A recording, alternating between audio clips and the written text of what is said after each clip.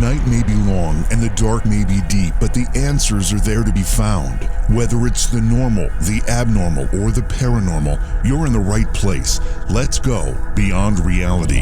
We've got a great guest for tonight, a first-time guest. Morgan Knudsen will be with us. Morgan is an award-winning paranormal researcher and spiritual teacher. She's also the founder of Entity Seeker Paranormal Research and Teachings. She's going to talk about all of her experiences as a paranormal investigator, a researcher, and a teacher. And we always like talking about this particular topic. This is kind of our home base, if you will, as it relates to various paranormal topics. So we're right at home talking about this stuff, and we're going to have a great time doing it. So I'm looking forward to that. I noticed that a bunch of folks on our Twitch channel have their subscriptions have expired. That tends to be people who have linked their Amazon Prime accounts to the Twitch channel. If you did that, you might want to check it. Just make sure it's still linked, because it expires every month. You got to redo it each month, and that way there's no fee for the subscription to the Twitch channel. But we've had a bunch drop off, and that's probably the reason. But in addition to that, we've had a tremendous increase in the number of followers there. So thank you for doing that. We are going to be using our Twitch channel primarily for our weekend shows as time moves forward. We will do I think we'll continue to stream the weekday stuff there, but it really will be our focus on the weekends. We do things that are a little bit less serious on the weekends. So that's a great place for that. And we have a lot of fun with it, of course. Like us on Facebook. It's Beyond Reality Radio. Also my page, JVJ Paranormal, is the easiest way to find that. And of course, if you're listening as a podcast listener, find us on YouTube and or Twitch or both. And they're both, if you just search for JV Johnson on either of those platforms, you will find it fairly easily. Very easy to find. All right, we're going to go to break. When we come back, we'll bring our guest in. Again, Morgan Knudsen is our guest tonight. We're going to be talking about her paranormal research, her spiritual teachings, and her group, or her organization, Entity Seeker Paranormal and Research and Teachings. That's tonight on Beyond Reality. Please support the program. Go to patreon.com/Johaw. That's JOHAW. Thanks for being with us tonight, whether you're joining us on our Twitch channel, our YouTube channel, live radio broadcast, podcast, where else? We're all over the place. We appreciate everyone joining us, no matter how you're joining us. Please become part of our online community as well by liking us on Facebook. Tonight, we're going to go back to our roots. We do this every couple weeks or so. We have a guest on that provides some interesting insight and perspective on the paranormal world, particularly the ghost world, the spirit world. And we're doing that again tonight. Morgan Knudsen is our guest tonight. Morgan is an award-winning paranormal researcher, a spiritual teacher, founder of Entity Seeker Paranormal Research and Teachings. And Morgan, welcome to Beyond Reality. It's really great to have you here tonight. It is really great to be here. Thank you guys for having me on. Well, it's exciting because, as I mentioned in my opening, anytime we get a chance to talk about this part of the paranormal, the spirit world, ghosts, hauntings, this is our home base. This is our comfort zone where we feel more comfortable than any conversation. So I'm excited about it. How did you get involved in this kind of work? And where did these ideas come from for you?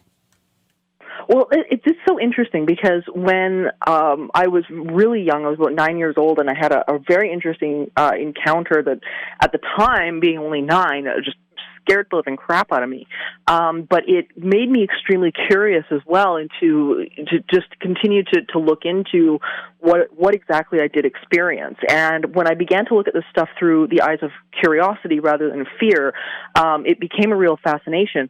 But it wasn't until about 6 years into my work and forming Entity Seeker that I found out that my great-great-grandfather had actually founded the first paranormal association in Canada. And I had no idea about that at the time. And what was fascinating for myself and my business partner at the time, Stephanie Wirtz, both of us had drifted sort of down the research train in a very similar direction to my great-great-grandfather, Albert Durant Watson.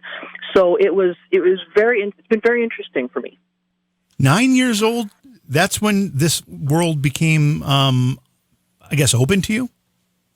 Yeah, it was a really bizarre experience. I was living in BC at the time, and we moved into this fourplex, and the fourplex had just some bizarre activity going on. We had people would wake up and they would see indents of like invisible people basically in their bed. We would see apparitions on the stairs. There was stuff that would, we think would be either stolen or missing, and it would turn up later. There'd be footsteps we couldn't explain. There'd all sorts of crazy things. And I finally, what frightened me the most was I had encountered an apparition on the main level of this fourplex, and it was at the time it was terrifying because I had no idea what this was. And so it started at a really young age for me. So as this was happening to you as a child, what was going on with the adults in your life at that time? Well, it was funny because my grandmother had told my mom very early on, because both sides of my family were very, very much steeped in paranormal happenings. And my grandmother had been very strict with my parents when I was about 4 and said, do not let her get involved in the paranormal world, because for her, it was a very negative thing. And she had very negative experiences. So for her, it was very much a warning, that this stuff can't be positive, which now we know isn't true at all. But so they had kind of kept it away from me, but they were supportive once I started getting into it. Both my parents were very much about, education first, and that's kind of the approach they took about it. So I can't think of a better way to motivate a child to do something than for an adult to say, don't let them do this. Right? You bet. I mean, that's kind of the golden rule, is if you don't want a kid to do something, tell them they can't, and that's when they're going to start doing it. Oh yeah, absolutely, right. I mean, and I think at the time, these areas were, it wasn't an era of ghost TV shows and things like that. None Right. of that was out there. Right. So the documentaries and whatnot that were coming out were a lot more factual. Programs by people like Linda Moulton Howe, like Sightings, and things like that had investigators and researchers who I'm now friends with, who would present this stuff in a very factual, scientific manner. And I think the information back then, even though there was a lot less of it, it was often more credible. That's an interesting observation. I'm really interested in hearing more about your thoughts on that. Now, I obviously worked with one of the reality TV shows for a great deal of time, and I have mixed feelings about it too. But what is your overall impression about those programs? What they brought to the business of researching the paranormal?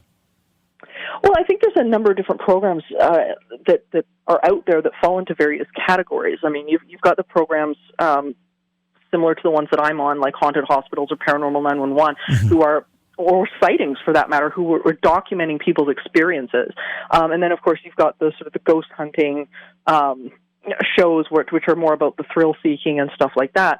And the one thing I have to say about the plethora of the shows that are out there is the fact that it has brought it to light and made it more of a household subject. I think it's encouraged people to talk about it, and that's been a very good thing. But I think the downside of at least some of the ghost hunting shows is the fact that there's a lot of misinformation that has happened, and a lot of people, instead of taking it as something that is more entertainment, they've now taken it as this is what parapsychology is, which is not good for for the field in general, because then grants aren't given and stuff like that because people have a misconception about it.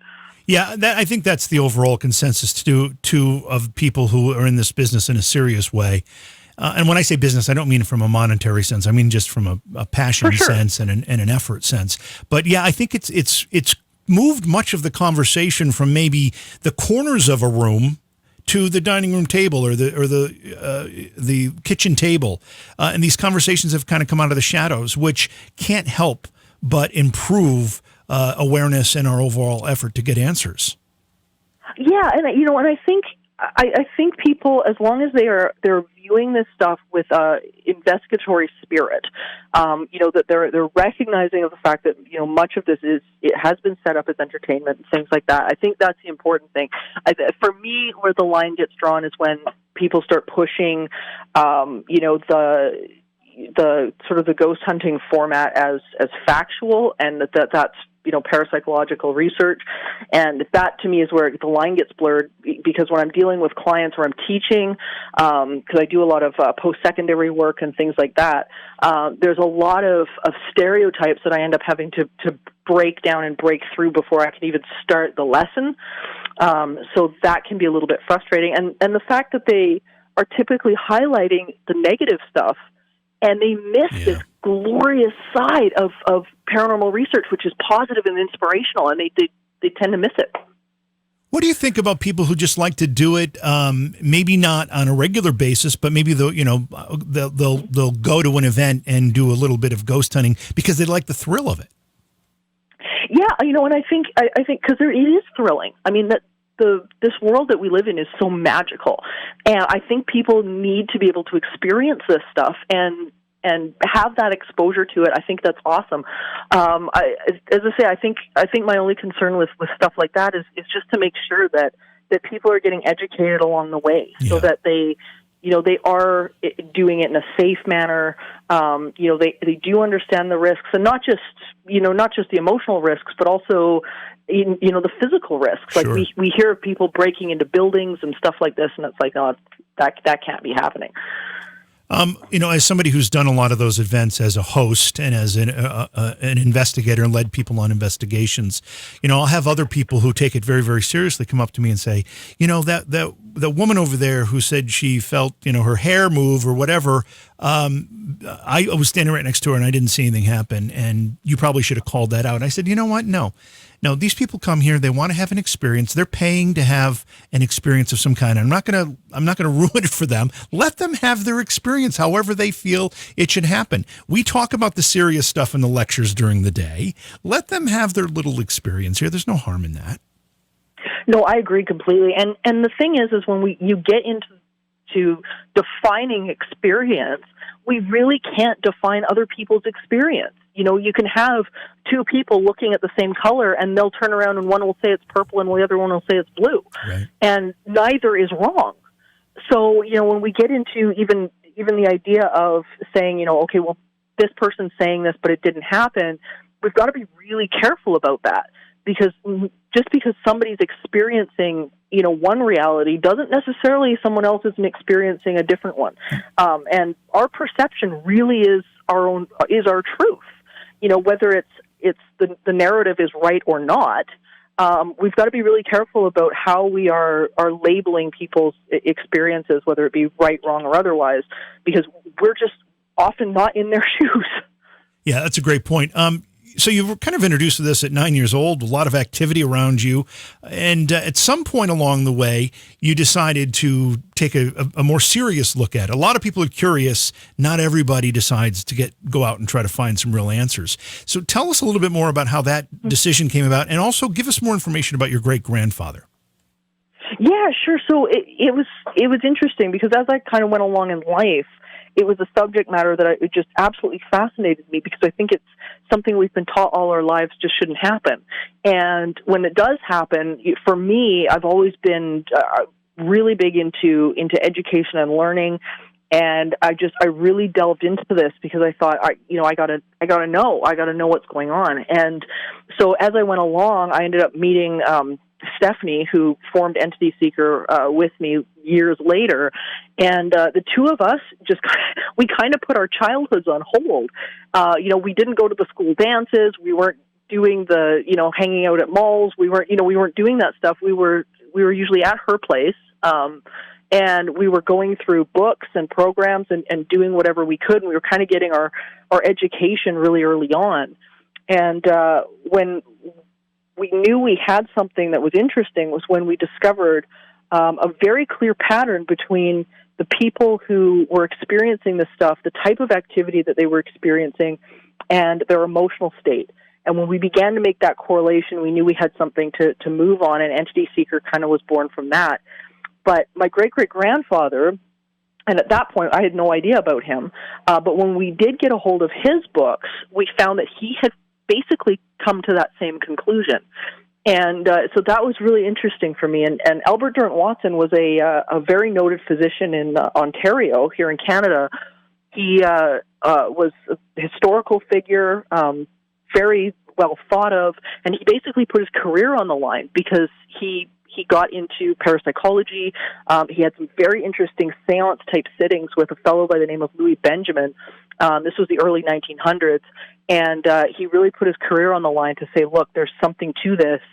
We got to stop and pay attention. So it was a really interesting correlation. You know, is it one grade or two grades? What did you say? Great grandfather? Two grades. Two grades. Two grades.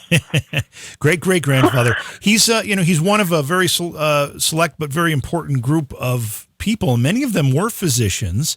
During their age, where they risked career and status to try to get some answers to some of these questions. And for a long time, there was actually a bit of a marriage between these ideas that would be considered parapsychological and medicine, and they kind of went together for a while until I don't know what happened, but somehow they were separated and kind of defined to be at odds with each other. Although I don't think they necessarily have to be.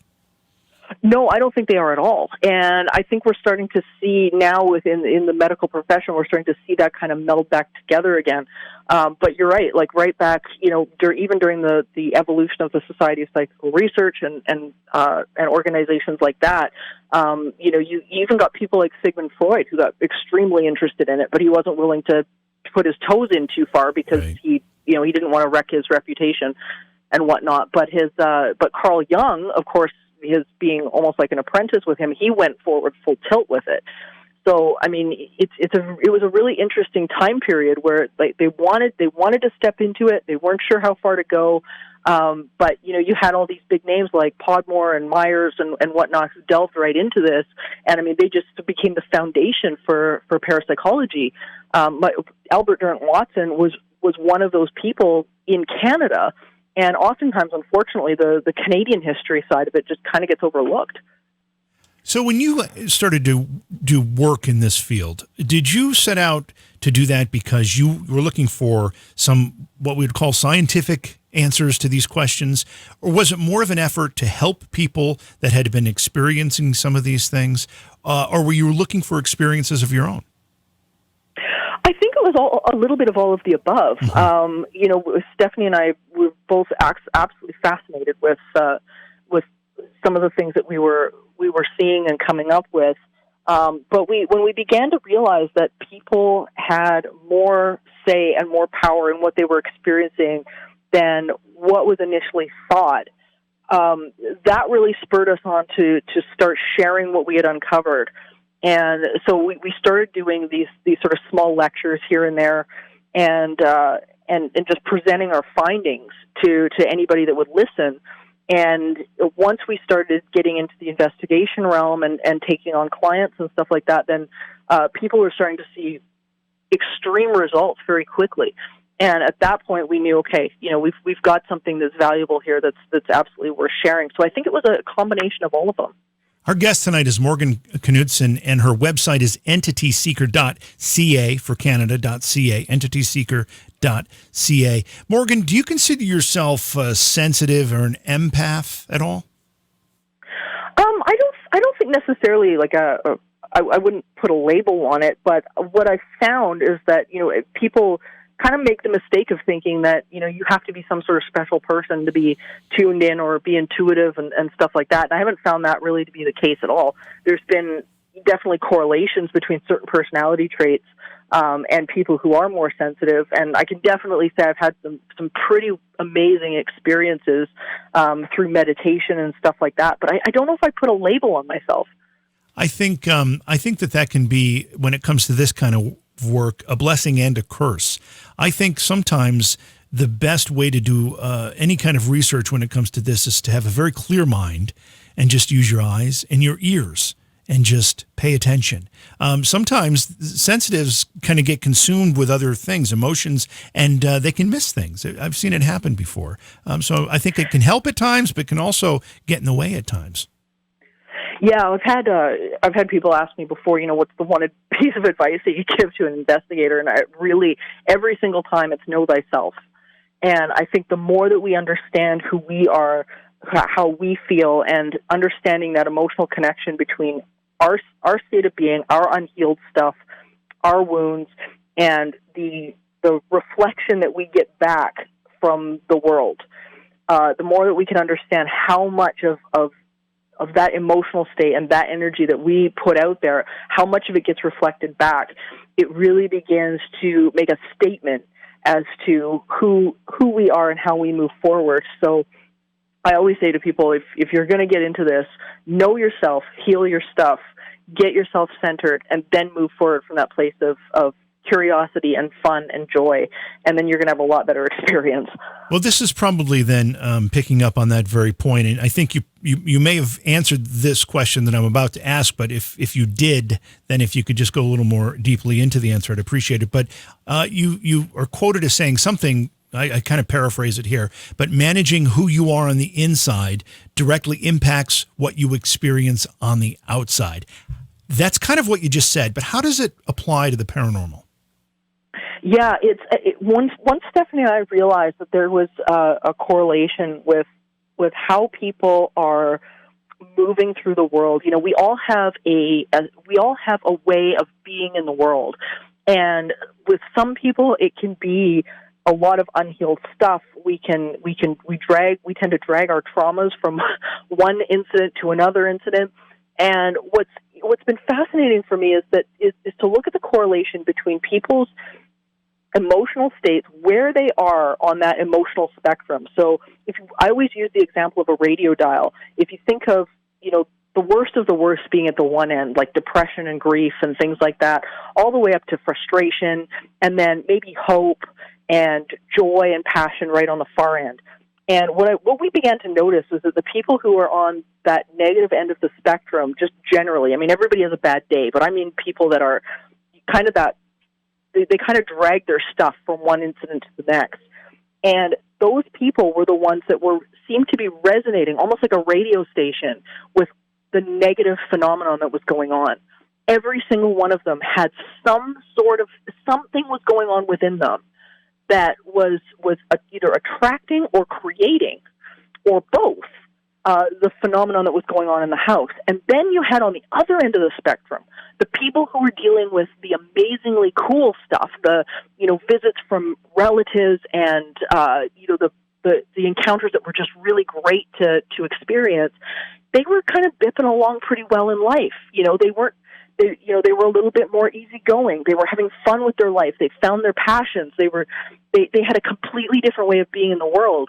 And when we began to identify that correlation, it ended up becoming our program, Teaching the Living. And we realized that it's really not about the entity that you're dealing with. It's really about the people. And unless they shift, the phenomenon doesn't shift at all. And that's why you end up getting these people that are moving from house to house to house to house, and they're complaining that it's like, oh, my whole life has been cursed with negative haunting after negative haunting. But the common denominator is them. And once we began to realize that once they shifted, the activity would shift, that became our focus. So let's assume for a second that a person has this negative outlook, this negative energy within themselves, that kind of the person that you just kind of described that might move from house to house because of experiencing negative hauntings in each one of these places. And you're saying that these hauntings they're the source of the problem, not necessarily the house itself. Let's say that's true for a second. So does that mean that entities that might be presented as negative entities will draw on negative energy from people and manifest, whereas positive entities will draw on positive energy from positive people and manifest? Or does it mean that a person with negative energy is actually projecting that negative energy and we're mistaking it for a haunting? Well, that's happened. There's been a number of studies that have been done over the years, one particularly through the Monroe Institute, where they did some research and ended up discovering the fact that yes, like this, a lot of these negative hauntings and things like that are thought forms that people can end up running into. So that was one study that was done. But if you think of yourself almost like literally like a radio frequency, and if you're walking through life with that sort of negative state that's going on, you tend to end up attracting those things that are resonating within that radio station. If you're turning around and looking to, tune in to 8:30 a.m., but you're on 97.5 FM, you're not going to get what's on that other radio station. It just won't happen. You're going to resonate with whatever that is, so or wherever you are. So with this idea, basically what we have to do is start to look at and examine other pieces and parts of that person's life experience. And usually the dynamics that's going on within that person and the haunting are often reflected elsewhere in their life experience. If you've got somebody, for example, who's, attracting negative entities and things like that, oftentimes it doesn't take very long to look at their friend group, for instance, and find people that are kind of resonating within that same vibrational state. So it's not a huge leap to start to spot it in other people's experience. I had one case where I had a woman who was being just attacked by something in her home, and her husband and her young son were having to deal with it as well. And what was interesting was that within a very short look back into her past, she had just removed herself from a very physically abusive relationship. And what was interesting was that even though she tried to stuff it under the rug, that, oh no, I was okay, that's fine, she clearly had significant trauma from it, she now was having it reflected back into yet another relationship, but now the relationship was non-physical. So once she started to be able to heal that up, then that activity started to change for her. But she had to deal with her own stuff first. She had to get off the frequency. That's pretty fascinating. Plus, it's pretty convincing that you're onto something very serious here. Now, if that's the case, when you are asked to help somebody who's experiencing some type of phenomena, regardless of what it is your first effort in trying to assess the person themselves to see what kind of energy they might be harboring? Yeah, well, we kind of do it in stages. First thing we usually do is sit down with the person themselves, and it's quite an extensive interview, right down to, are you on any medication, psychiatric medication, anything like that. I work with some brilliant people, some of the best in their field in terms of nursing and psychology and audio, video, and all sorts of things. So we're looking at two different things. We're trying to assess the person, what's going on in their life, what have they been experiencing, taking a look at the activity, trying to validate the activity that's going on, and decide whether or not it's paranormal at all, because most of the time it's not. But once you can start to identify what that direction is going to be, the next step is to take a really hard look at the person. And it usually doesn't take too long to figure out where the connection is. Now, when we talk about negative entities and negative energies, particularly as it relates to this relationship between how a person emits their own emotional energy, whether it's negative or positive, and then a resulting haunting, does that take into account things that we would call negative entities or demonic entities, or is that something completely different?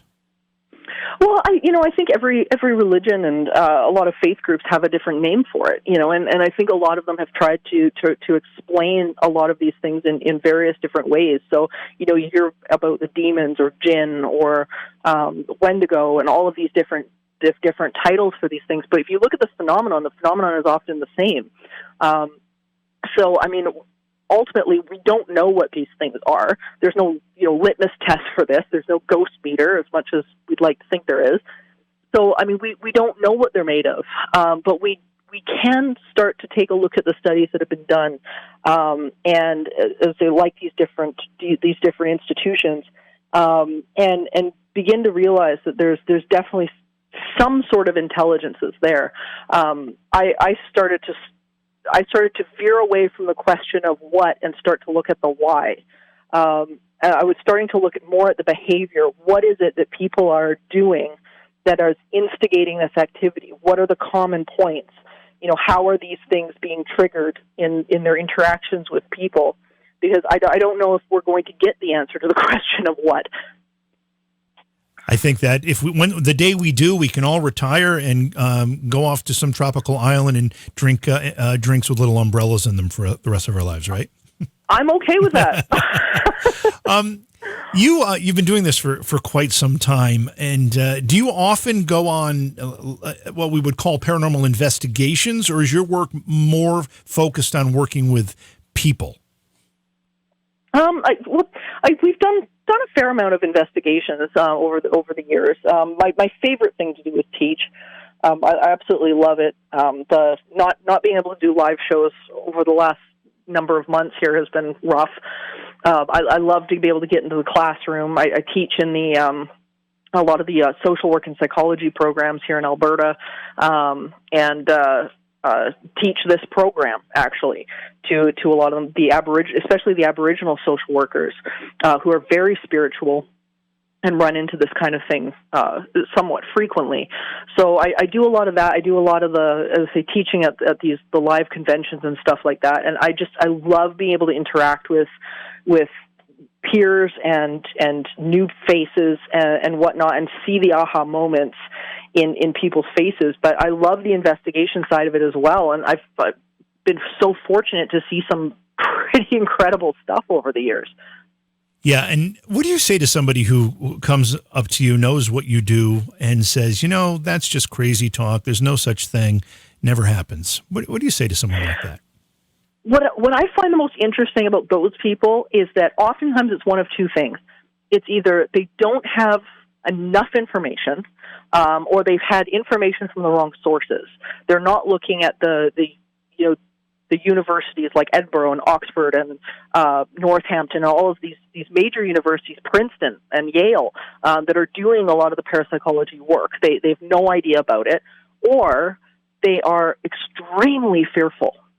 And so I'm always really careful about how I talk to people like that, because sometimes it's just the fact that they are struggling with getting their head around the idea that there's a world around them that they can't perceive. And so sometimes they're very fragile when you speak with them. I need to get some clarification on something, because we have a number of people in our chat room that are asking questions related to what we've just been talking about with the idea that much of the activity that happens to people can be explained by the emotional energy that they have within themselves. Again, are you saying that you think that the activity is being mistaken for a haunting and it's actually just a projection of the energy they have? Or are you saying that a spirit of some kind is drawing that energy and reacting accordingly, whether it's positive or negative? Can be both. Yeah, absolutely can be both. There's multiple incidents that have been recorded over the years of what they call psychokinesis or PK, where people are absolutely projecting into their reality. However, you've got the other side of things where it's blatant that there is an intelligent energy, an intelligent entity that is in the space, that is responding to questions. So it can be both. A great example of how this can sometimes work, and this is not always the case, because I've had some incredible encounters. Like, my dad passed away in 2006. I've had some incredible experiences with him. And Stephanie, she passed away earlier than a couple of years prior to that. So I've had some really amazing experiences with her. So in my opinion, I think there is absolutely life beyond this. I think that's undeniable. But you can have another side to this. And probably one of the best studies that has been done was in Canada. It was in Toronto with a few members of Mensa, as well as the Canadian Society for Psychical Research. And what they did was they created something called the Phillip experiment. And the Phillip experiment was a group of people. They decided to recreate the old seances from the Victorian era. And what ended up happening was, instead of trying to bring an entity in from somewhere else, what they did was they actually made up a story. They made up a person, because they wanted to see if a consciousness could manifest from an idea. And it was a really unique experiment, and it dwelled down to the fundamental idea of whether consciousness is emergent or fundamental, which is the old heart problem by David Chalmers. But the idea that this was something that was fundamental, that consciousness could be formed from an idea, they built this character by the name of Phillip, created him from the ground up, created a backstory, and worked it and worked it and worked it until they believed in him enough So when they sat down, they did this for about a year, couldn't get it to work. And then when they realized that one of the things that the old Victorian seances were really good at implementing was having fun. And when they started to have fun with it, and they started to take the stoicness out of the experiment, and they began to sit down and just have fun and chat with Phillip, lo and behold, they started to get actual activity in the space that was directly responding to their questions. They repeated this again with another group of people with a character by the name of Lilith that they built up from the ground up again, and they managed to repeat the same thing. And this entity, this brand new consciousness, was interacting, it was talking, it was moving furniture, it would respond to questions. It was incredible. Both sides of the coin, I think, are right. Let's talk about the ghost spirit side of this conversation exclusively for a couple minutes here. You said that you believe there is something after this life, therefore that would support the idea that ghostly activity or spirit activity is something that comes from us after death. But what exactly do you think we're talking about when we say the word ghost? What are we talking about? Everybody's got a different version of what that word means. So depending on who you ask, it tends to be a little bit different. For me, I think that our consciousness, getting back to the fundamental emergent question, I think consciousness is something that's fundamental. I don't think it's generated by the brain. I think our brain translates it. And I think when that brain is, it turned off or damaged or something like that, I think that consciousnness survives. I don't think it's emergent from the brain itself. So I think that when we're dealing with these spirits that want to interact, they've got a desire for it, and they seem to get extremely excited about it. I think we're dealing with a greater consciousness, and it's phenomenal. I want to go back to that discussion we had about what do you say to somebody who says they don't believe in this. I always find it very comical because I've had my share of folks come up to me and say that as well. And often, and I just get a kick out of this, often it'll start something like this, I don't believe any of that stuff. That's all a bunch of junk. However, when I was 10 years old, my grandfather appeared, they always have a story. And I'm thinking to myself, every time, it's funny. I think this is not that you don't believe. This is just that you're in denial. That's where we are right now. Mm-hmm. I completely agree. And it's what's funny too, and I've noticed the same thing in a lot of my classes where, you'll have that person immediately, they come up and they have to tell you that they don't believe in it. Like they have to announce it. Right. And then by the end of it, they're the ones going, yeah, and then this happened, and then this happened. And it's quite funny. It's so common for that to be the case. Another question that came from my chat room here is they want to know about ghosts and their awareness of their surroundings. If you meet a ghost, for example, you're in a home that has a haunting, and this ghost turns out to be a ghost from, the 18th century and has 18th century garb on, will that ghost be aware that it is no longer in the 18th century, maybe that it is in, the year 2020? I found that they're extremely aware. I find that there's kind of two different phenomenon that get confused often. One being a phenomenon that's sort of nicknamed residual energy, where you've got the environment that's replaying an image or a sound or a sight or all of the above. And that's just literally like a needle on a phonograph that's just replaying itself based on the geomagnetics in the environment or whatever.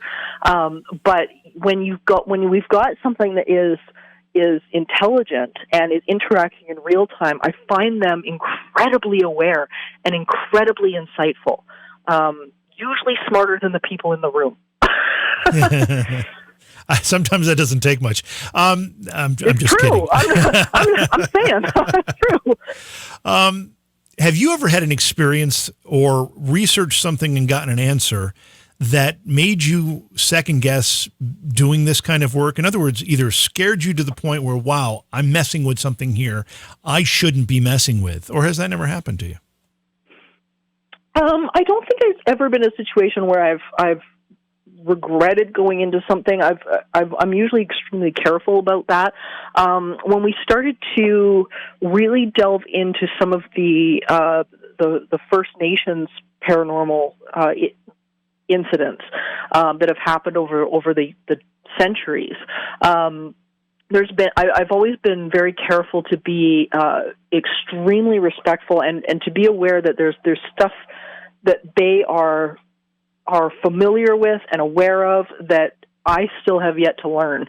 So even when no matter what case really I'm going into, but specifically when I'm dealing with another culture, that's where I'm always very, very careful, because I always have to remember that no matter where we are in our careers with this stuff, there's always, always, always something that we have not learned yet. And we are dealing with stuff that's non-physical. We can't see it. There are things that we don't understand about it. And I think as long as we go into it with that level of respect and awareness and don't get cocky about it, I think we'll be okay. Why is this work important, Morgan? What do you think this does for people as we get these answers? Oh gosh, I think it does so much because not only does it start to alleviate the fear of death that so many people really, really have, but it brings a brand new level of awareness to not only ourselves but to what we don't know. And we're living right now in an era where people are so fearful. There's so much going on that is scaring people, even right down to, heck, being just afraid of somebody with a different skin color. And I think if we can understand, especially as investigators right now, that if we start to take the approach to the unknown, no matter what that unknown is, with curiosity rather than fear, it changes how we interact with our world. And so I think right now, people that are involved with the paranormal and whatnot, we almost have a standing duty to be able to present an interest in the unknown in a way that is factual, is a way that is comes at it from a place of interest, rather than seeing everything as an unknown, as a possible terrifying thing. So I think this work right now is extremely important, and it's extremely important for people to be able to look into the world that they live in right now and know and have faith in who they are and what is coming next. And when we can understand that, we understand that we are, we do have a say in creating our reality. It really is everything, especially at this time. Tonight we're talking with Morgan Knudsen about her work as a paranormal researcher and a spiritual teacher. She's also founder of Entity Seeker Paranormal Research and Teaching, author of the book Teaching the Living from Heartbreak to Happiness in a Haunted Home. But I have to ask you this, Morgan, taking a look at your website earlier, which by the way is entityseeker.ca. I noticed you playing with fire. What's going on with the fire, Morgan? Yeah, it is absolutely one of my passions. I love it. And I've been a fire performer now for about, it's been about 5 years or so. And I've had the pleasure to really be able to learn from it. And I use fire in a lot of my lectures and my shows because there is an element to what I do that is very much representative of how we break down paradigms within the paranormal. So when I'm able to eat fire, because I eat fire, I breathe fire, everything, and when I'm working with fire, when I can start to break down people's paradigms about what it is, what that can look like. I don't use gloves. I don't put anything on my hands.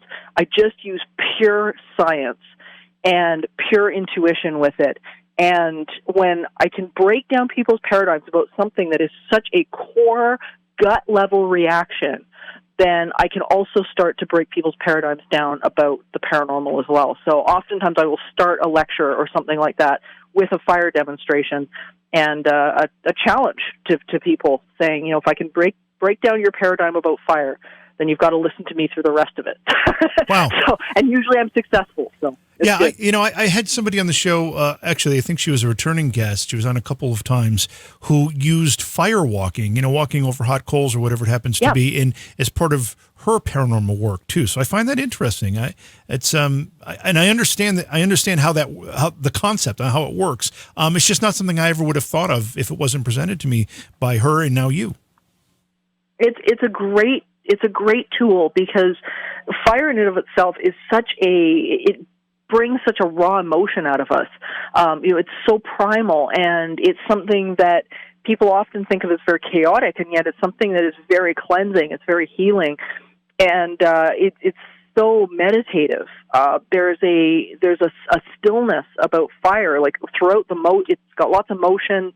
It's constantly moving, but at the end of the day, there's this peace and this stillness with it. And I think when we can tap into that, and then we can start to understand that, fire's hot, fire can be destructive, fire can burn, but there's also this gray area with fire, which I kind of operate in.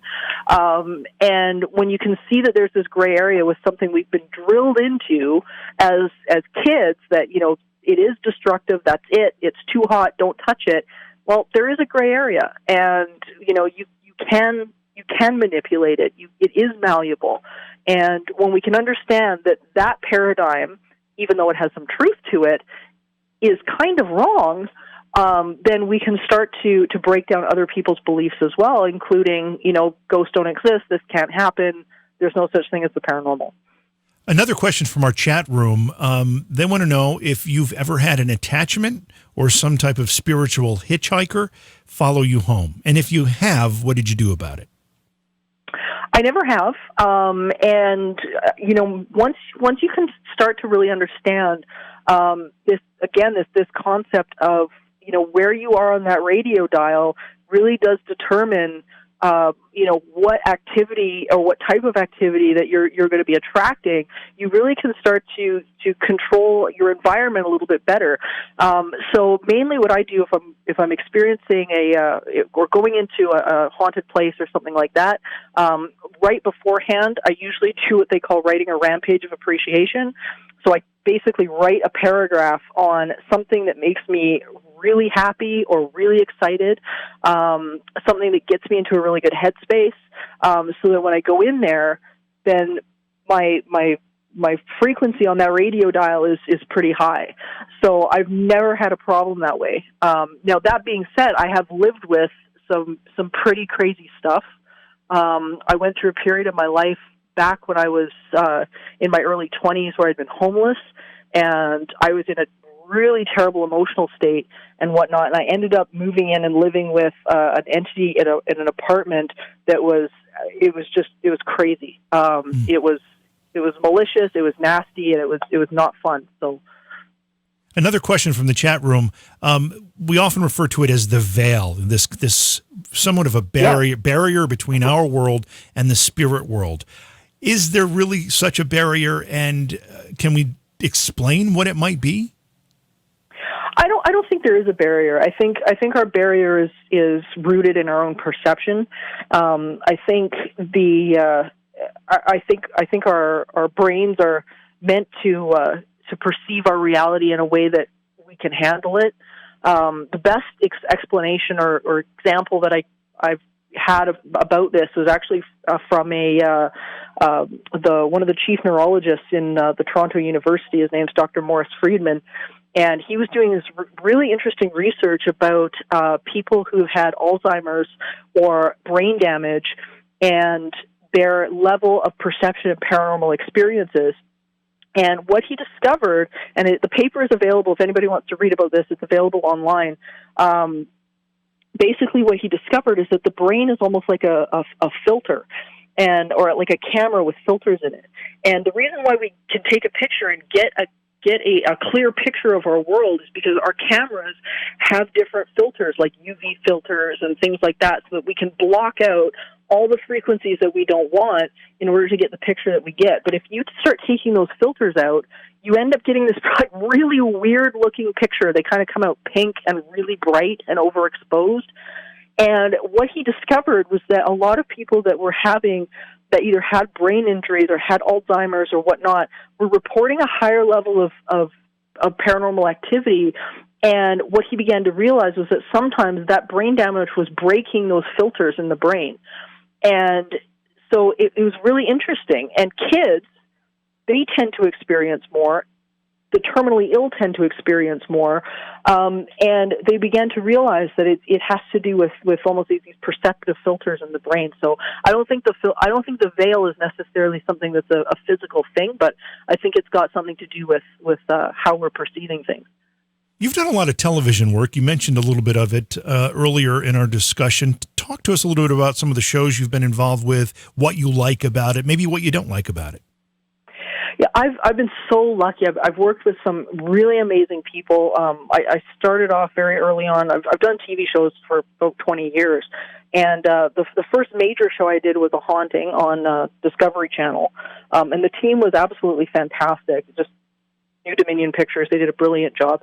And currently, I'm working with Bristol Global Media, doing haunted hospitals and Paranormal 911.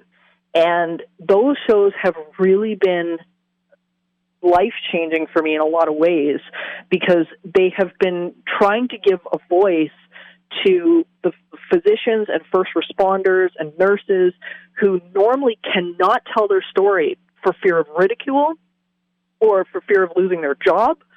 And they basically give people like myself and my co-host Richard Eastep and Christopher Brewer, and we get to weigh in on what these people have experienced and try to just put our best take on what could have possibly happened to them. So I've learned so much from all of the cases that I've been lucky enough to handle, and I feel very privileged that I've been chosen to help tell their story. Morgan, have you ever been involved or had a report that you've investigated and verified of somebody who has actually experienced any significant harm from a haunting or some type of spirit activity? Yeah, probably. Actually, the case that I was mentioning a little bit earlier, with the woman that had been in the abusive relationship and then had gotten out of it, that probably was one of the most violent cases that I had dealt with.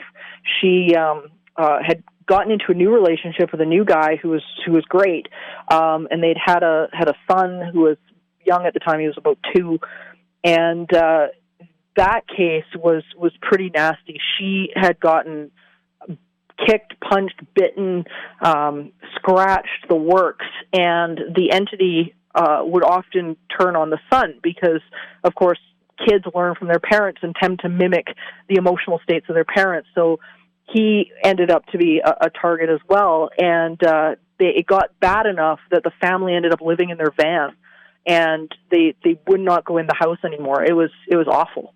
Wow. Another question from our chat room. Obviously, one night a year is particularly associated with ghosts and other things that are scary, and that would be Halloween. And I'm not entirely convinced that Halloween has any special spiritual properties to it, other than the fact that a lot of people are thinking about it. Kids are thinking about it. Adults are thinking about it. You know, kids go as far as dressing up like ghosts and things like that. Is there any idea that you subscribe to that Halloween has some special spiritual properties that might relate to hauntings or the ghost world? Yeah, you know, I'm kind of on the same page as you. I don't think it necessarily, the date itself has any sort of special significance, but I think what the meaning that we assign to things definitely gives things significance. And we can see, for example, escalations in psychiatric facilities and things like that where things go crazy on Halloween night. And I actually had a case on haunted hospitals.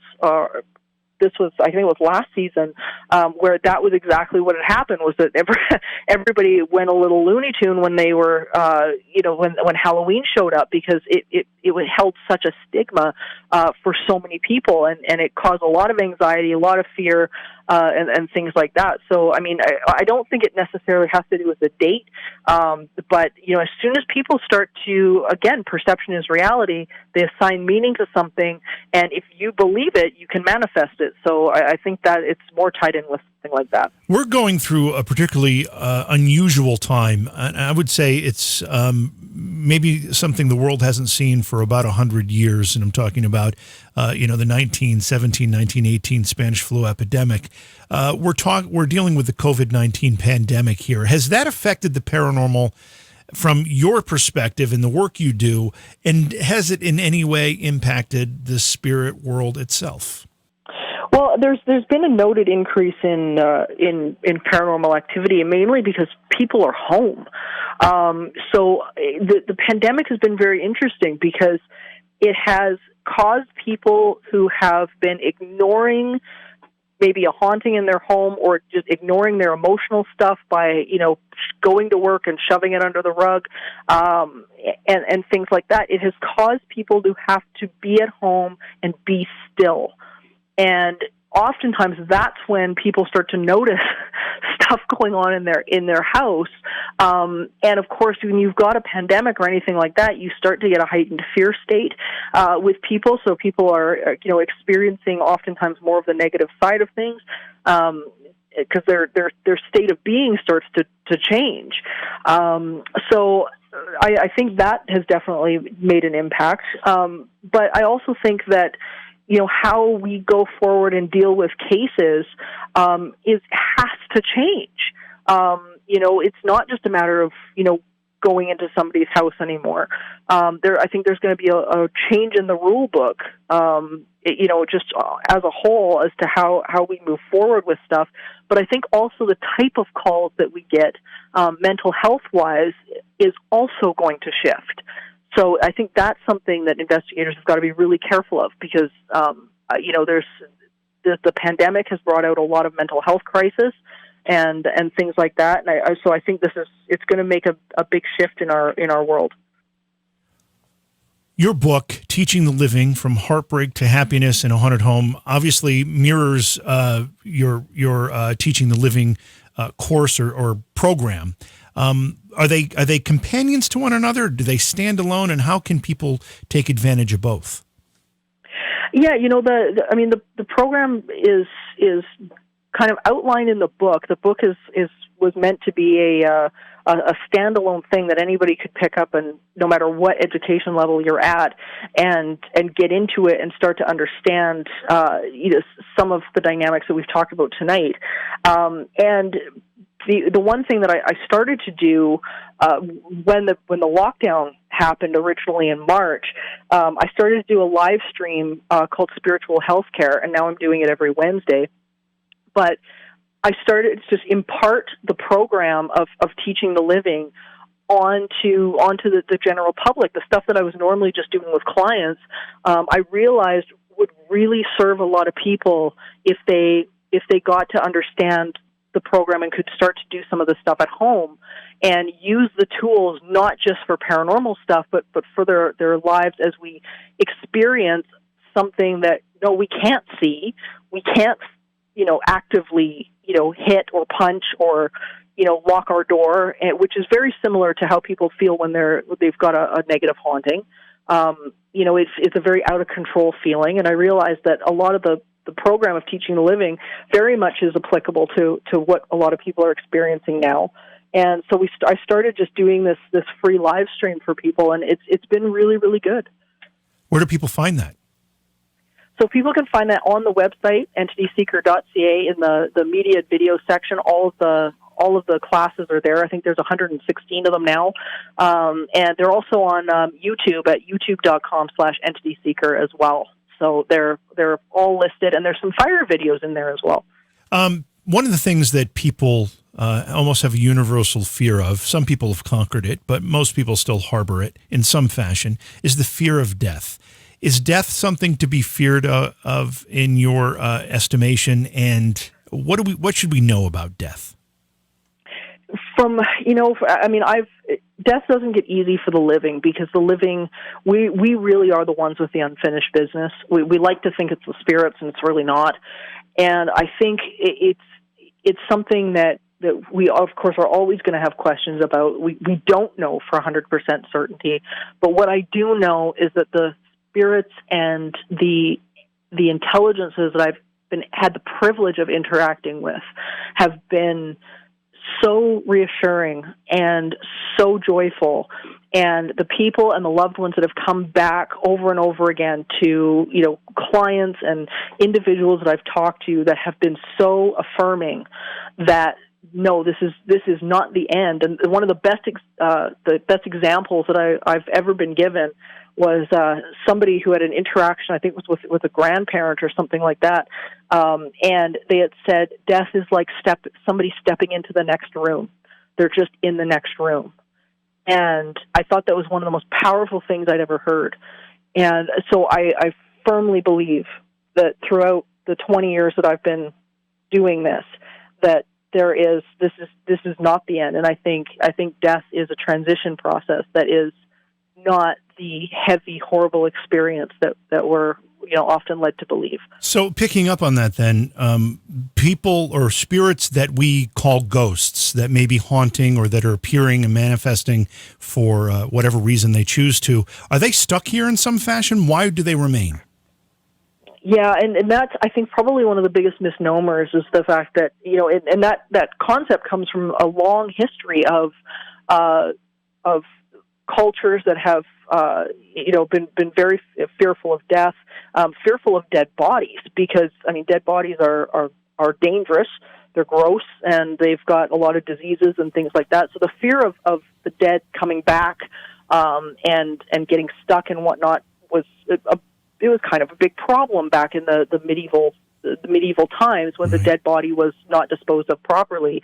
And then, of course, you've got a lot of religions that then began charging people money for the idea of, we have to cross over your loved one, please pay us X number of dollars. And that became a bit of a problem as well. So, but in reality, when we look at research that's been done by the Windbridge Institute, many of these universities like Yale, they've got their COPE program going on right now, that's just not the case at all. And even though it makes for great television, it doesn't seem to be founded in any sort of research. What's your advice to somebody who might be experiencing some paranormal activity to the point where it's bothersome or troublesome to them? I think the first thing I always tell people is to take a look if it's something that you feel is intelligent, is to take a look at the type of activity that you're experiencing and the feeling that it gives you, and then take a look at what else you've got going on in your life experience that is giving you that same feeling. Because when you can identify what that feeling is, you can start to identify where some of the root cause of that attraction point is within yourself. That's probably one of the biggest things. If you're looking for a group or a team or something like that to come in, the biggest thing that I always tell people is read their damn resume. You want people who aren't there because they're a bunch of friends. You want people who have brought in individuals that serve a purpose on the team. They are electricians, or they are architects, or they are psychologists, or something like that they're bringing to the table. Be careful who you're letting into your home, and don't be afraid to ask the really hard questions. Your website is entityseeker.ca, CA, of course, for Canada. The book is called Teaching the Living from Heartbreak to Happiness in a Haunted House. I'm assuming that people can get information about the book on the website, plus the program on the website. Is that correct? It is all there, and the book can also be found on Amazon.com, so it's there as well. But entityseeker.ca is sort of the one-stop shop for everything. Morgan, I love your perspective on all of this, and I appreciate you sharing it with us. I look forward to having you back at some time. I would love that. Thank you very much for having me. Beyond Reality Paranormal is hosted by JV Johnson and produced by Orion Palmer and Slick Eddie Edwards. Like us on Facebook and subscribe to our YouTube channel. Please consider supporting the program either through your podcast platform, click on the link in the description, or on Patreon at Joha Productions. If you'd like to be a guest on Beyond Reality Paranormal, or you have a recommendation for a guest, contact our producer, Slick Eddie Edwards. Eddie is spelled with a Y at slickeddieedwards@gmail.com.